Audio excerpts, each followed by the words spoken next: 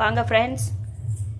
School லீவில் குழந்தைங்க snacks என்ன சாப்பிட்லாம் போலன்னு நினைக்குங்க.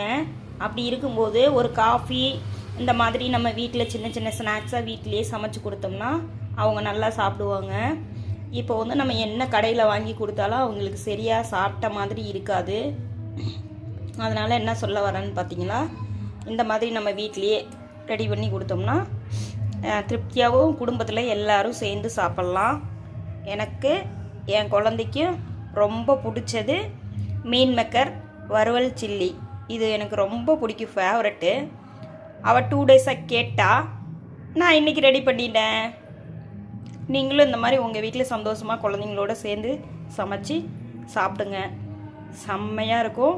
உங்கள் வீட்டில் இதே மாதிரி சமைச்சு ரெடியாக சாப்பிட்டு பாருங்கள். என்னோடய வீடியோவெலாம் பாருங்கள்.